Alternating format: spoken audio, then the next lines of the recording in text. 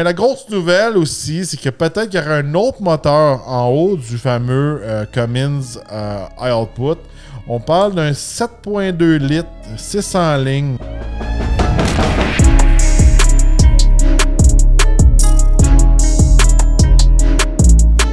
Aujourd'hui au Talk Podcast, on vous parle de rumeurs concernant la nouvelle génération de RAM HD. Ouais, il était temps parce que, regardez, RAM, leur produit côté HD, là, quand on dit HD, c'est les 2500, 3500.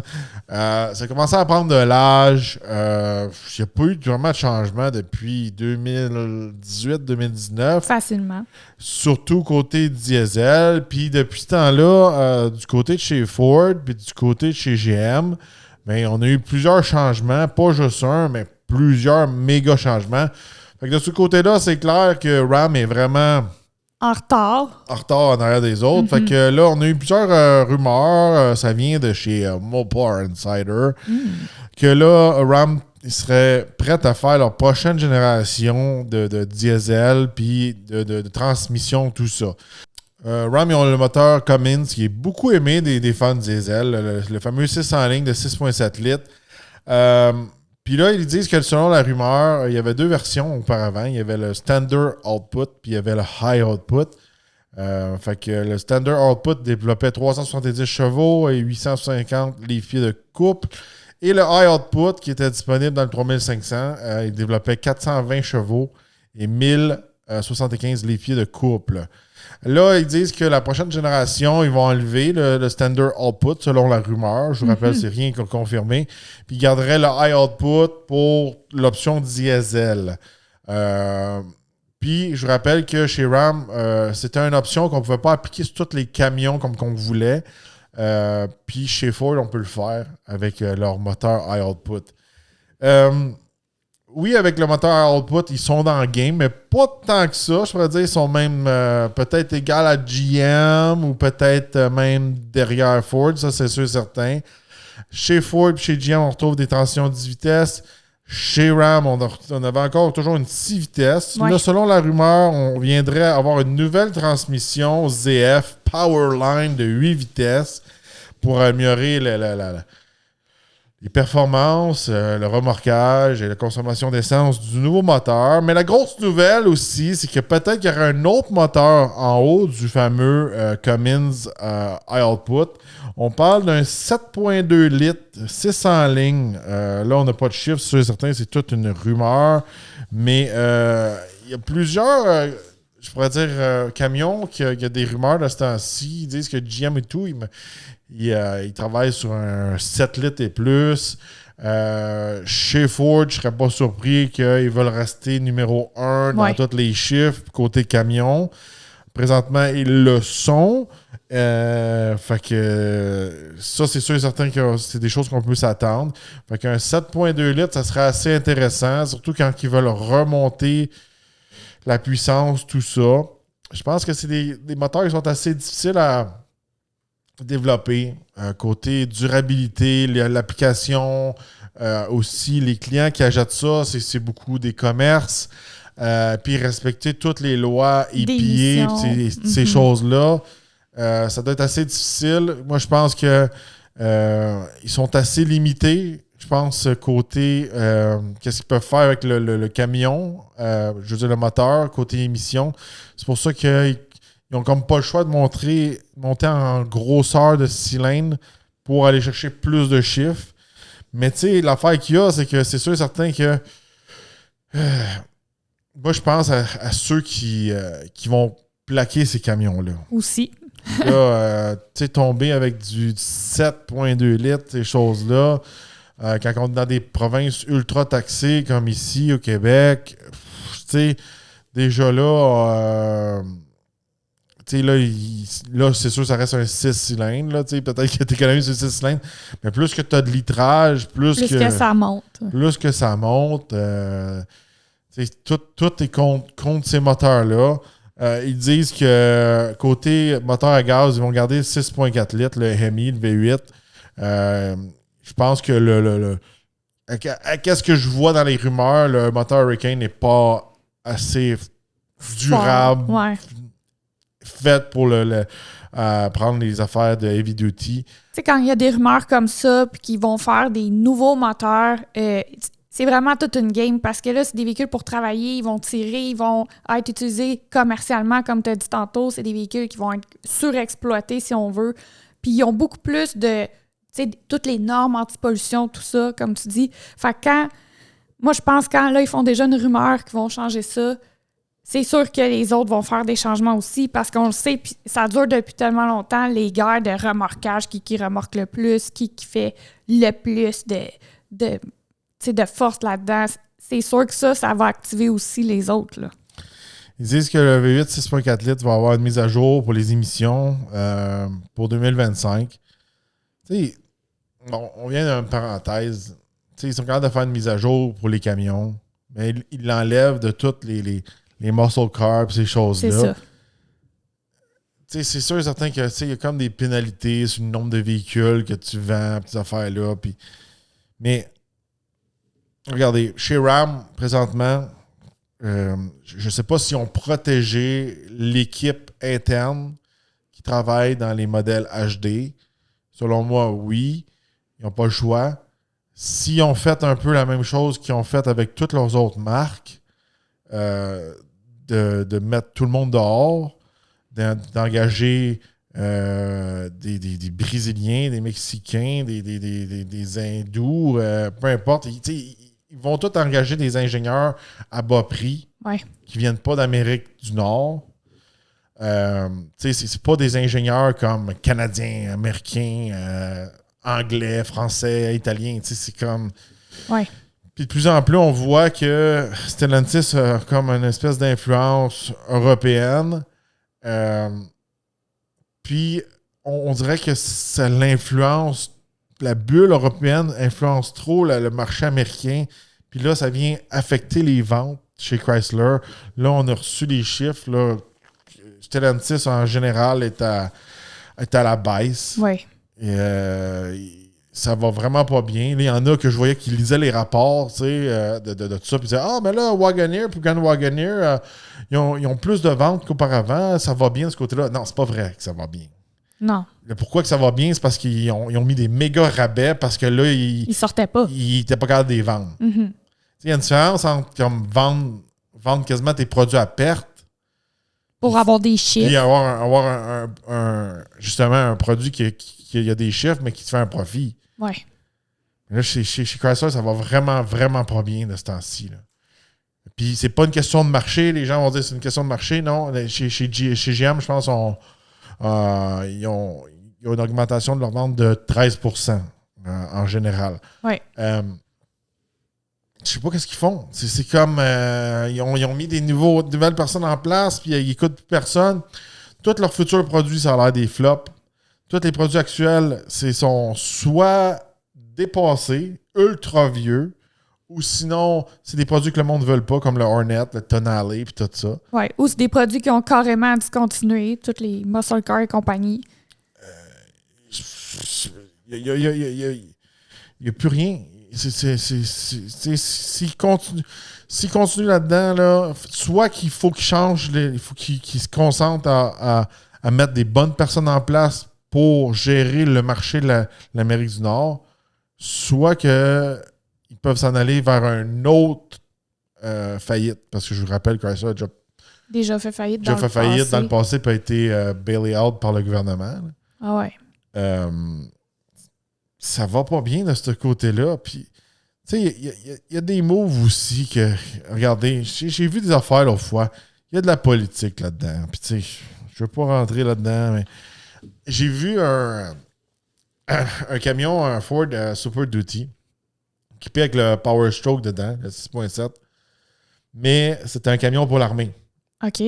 Puis dedans, il y avait aucun truc pour les émissions. Puis c'était fait de chez Ford. Puis quand ils ont fait leur recherche, là, ils ont dit que ils ont fait ça parce que pour eux autres, pour l'armée, c'est une priorité que le véhicule soit fiable. Plus que respecter les émissions de C'est monsieur, ça. madame, tout le monde. C'est ça. Mais en gros, Ça vient juste dire que avoir tous tes trucs d'émission sur ton véhicule rend ton véhicule pas fiable. C'est un peu ça. R plus 1. Puis ils sont capables de le faire sans. Oui. Puis je vous garantis que le véhicule coûte moins cher, il doit runner mieux, il doit être plus économique, puis il doit être plus puissant. Mais il pollue. Tu sais, c'est ça l'affaire qu'il y a. Oui. Mais ces camions-là existent.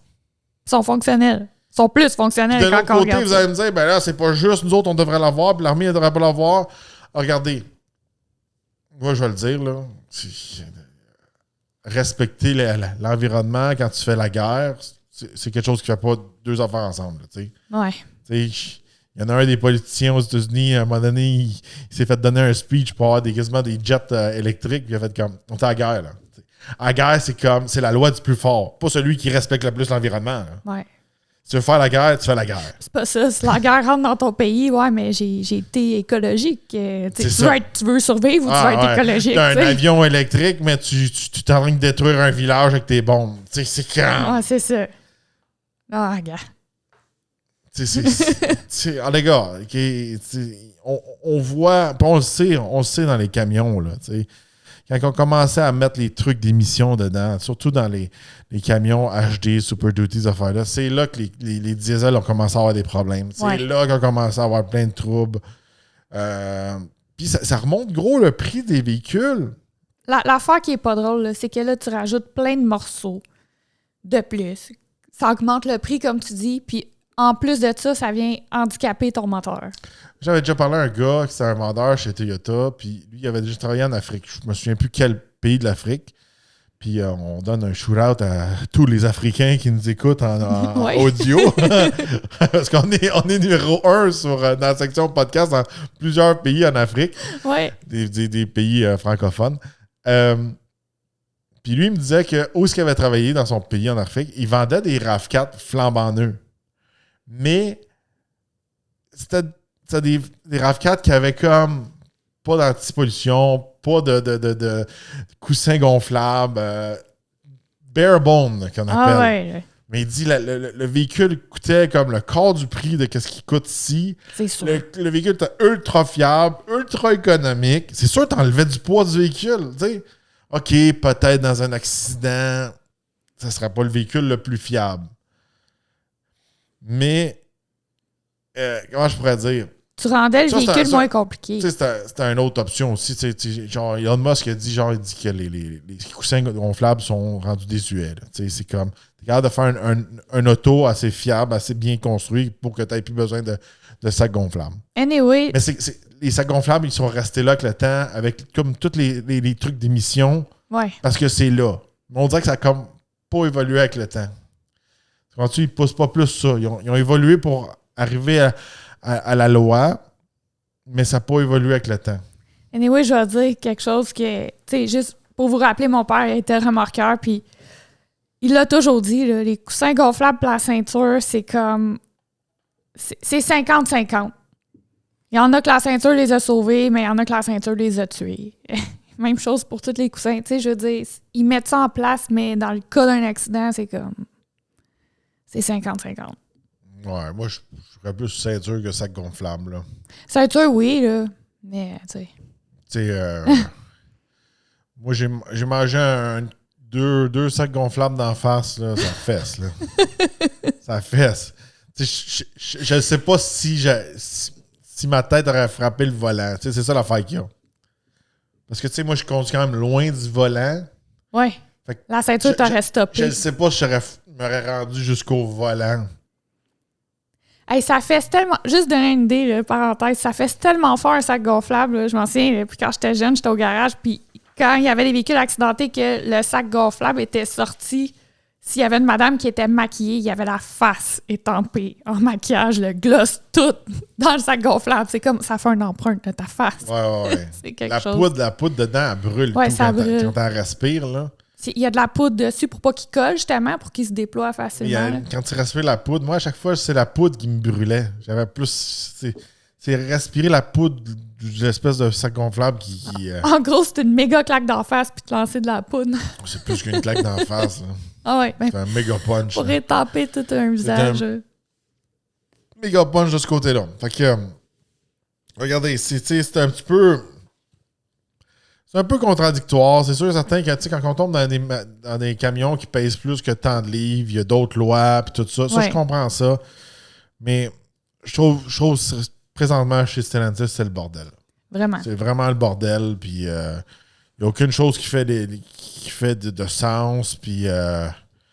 c'est sûr et certain que quand il y a des politiciens qui rentrent, puis il y a des lois qui font aucun sens qui rentrent, à un moment donné, c'est dur de s'adapter. J'ai vu une vidéo, justement, dernièrement, il disait que c'était impossible pour le marché du cuivre là, de répondre à la demande de 2035. Si tout le monde veut switcher à full électrique 2035, il n'y a pas assez de mines, il n'y a pas assez de production de cuivre pour suivre la demande. Puis là, il disait que un véhicule électrique, pas quelque chose de gros, pas un VUS à faire là. Avec un véhicule électrique, il peut prendre facilement 200 livres de cuivre. Quand même. Il disait qu'une éolienne, c'était des tonnes de cuivre. Puis, tu sais, l'affaire qu'il y a, plus que tu es en demande, plus que ça vient rare, plus que le prix monte. L'affaire qu'il y a, tu sais, l'autre jour, je fais une parenthèse, il y a quelqu'un qui me dit genre, oh, mais là, bientôt, on n'aura plus de pétrole. Je te garantis que tu vas manquer de matériaux pour faire tes batteries avant de manquer du pétrole. Ah ouais. Je fais juste une parenthèse là, pour tous ceux qui le savent. Là. Le pétrole, c'est pas des dinosaures morts, là, squeezés dans la terre. Ouais, c'est parce qu'il y en a gaz fossile, c'est comme c'est des dinosaures. Ouais. Ça, c'est vraiment une fausse. C'est une rumeur urbaine qui a été inventée par je sais pas trop où. En gros, là, faites vos recherches. Là, c'est des sédiments avec la terre qui ont compressé. Puis là, ça a fait des. Peu importe, je ne tomberai pas là-dedans, puis je ne suis pas spécialiste là-dedans. Mais je viens de vous dire, là, c'est pas un dinosaure qui est mort là, avec une gang de dinosaures, puis là, ça a fait un bout de pétrole. C'est pas ça pantoute. Du pétrole, il y en a. Puis, quand ils vous disent qu'il va en manquer, c'est la même chose que vous dire que les diamants sont ultra rares, puis il n'y en a presque pas. C'est un marché qui est contrôlé, puis que plus qu'il est contrôlé, plus que tu dis ce qui est rare, ben plus que là, tu peux faire monter le prix. Parce que si tu dis du pétrole, il y en a partout ou il y en a quasiment infini, ben on va pouvoir ramener les prix comme dans le temps. Mais oui. Tu comprends? Non, il contrôle. Il crée la rareté, comme dans... Il y a un film, justement, je me souviens, j'avais vu ça quand j'étais jeune, puis j'étais comme, aïe, c'est sûr que c'est de même. Je pense que c'était le diamant de sang, justement. Le gars, tu sais, il creuse tous des diamants, puis là, il faut qu'il en trouve, puis tout ça, puis finalement, il arrive, puis c'est comme... Il y en a plein, mais ils les mettent pas sur le marché, puis c'est tout caché parce qu'ils créent une rareté, fait qu'ils font monter les prix, puis ils contrôlent ça comme ça. Puis c'est la même chose. Les diamants, tu peux en faire des synthétiques. L'essence, tu peux en faire du synthétique. Ah oui. Techniquement, t'en as à l'infini. Parce que quand je vous ai parlé l'autre fois du e-fuel, là, que peut-être qu'on va mettre dans la Bugatti, là, je sais pas si vous avez écouté cet épisode-là, mais on vient capturer le CO2, fait qu'on enlève la pollution pour faire un clean fuel qu'ils appellent. Oui. Mais du CO2, là... c'est ce qui chiale qui détruit la couche d'ozone. Il y en a à l'infini! C'est ça? Non, mais tu sais, j'ai vu un commentaire l'autre jour, les personnes parlent que bientôt on n'aura plus d'essence. Hey, man, sur quelle planète? C'est juste pour vous dire que quand t'as une narrative de ce côté-là, tu sais, même là, dire on est au Canada, on a des sables bitumineux, puis là, on a arrêté de faire les sables bitumineux parce que ça pollue. Ah, ben, en place, on va faire venir des bateaux qui viennent de l'autre bout du monde, là. Faut qu'ils traversent le Suez Canal ou peut-être ils vont passer par le nord puis faire une guerre avec tout le monde parce que là, les bateaux, c'est ça qui gère toute la géopolitique. Ah, ça fait du sens. Oui. Là, attends, arrache-toi pas qu'il pogne en feu sur le trajet parce que là, toute ta batch de je sais pas combien de milliers de véhicules est finie. Non, mais tu sais, c'est comme, au lieu de creuser ton sable là, puis de le filtrer ici, OK, puis de le mettre là, de le donner aux autos alentours de chez vous. Non, on va aller de l'autre bord de l'océan, dans le milieu du désert. Creuser dans l'autre pays. L'acheter au prince, là. Ouais. Puis après ça, on leur transporte, on le met sur le bateau, on leur ship ici. Ça fait aucun sens. Tu sais, c'est comme... Peu importe, tu sais, c'est pour ça que je ris de ça. Tous ceux qui sont tout le temps dans comment t'appelles ça, je veux dire, la croisade, là, tu sais, la croisade d'être vert. Oui. Rien fait de sens. C'est tout le temps des gimmicks politiques, des gimmicks pour faire de l'argent. Moi là, sais-tu qu'est-ce qui me fait rire? Puis, tu sais, quand tu dis rien fait du sens, là, je nommerai pas le dit manufacturier. En tout cas, il expliquait puis il se vantait. On a un véhicule qui sera 100% électrique. Puis là, on va faire des courses avec ça. Puis là, on emmène nos véhicules électriques pour faire de la promotion puis montrer puis ça. Puis je suis comme, ah oui, fait que tu travailles en véhicule électrique. Ben non, c'est des trucks HD qui traînent les trailers avec le véhicule électrique. Je suis comme, ah, ça fait beaucoup de sens. Rendu là. Prends un char à gaz puis rends-les tout seul. Non, faut que tu monopolises en plus des véhicules à gaz pour traîner. Tu sais, j'étais comme, OK, j'ai arrêté la discussion. Puis j'étais comme, faut rester un peu comme allumé, tu sais. Ouais. Ils l'ont dit, là, il y a certains documents, des inventions qui ont été achetées ou pris de force par le gouvernement parce que ça allait détruire des marchés au complet. Ouais. Tu sais, on a tout un espèce de vieux mononcle ou un grand-père qui parlait d'un char à l'eau, ces affaires-là. Ah ouais. Ça existe. C'est rien. Ça l'existe. Ils sont capables de les faire. C'est possible de faire des affaires comme ça. C'est juste que c'est pas rentable. Mm-hmm. Puis, écoutez, là, mettez-vous à la place. T'es le prince là, d'Arabie. Là. Je n'aime pas un en particulier. Là. Vous savez que je veux dire, on donne un exemple. On fait un cartoon. Ah oui. Tu vas-tu laisser Joe Blow te mettre en faillite du jour au lendemain? Quand tu as des palais, puis tu contrôles, puis tu as du pouvoir, puis...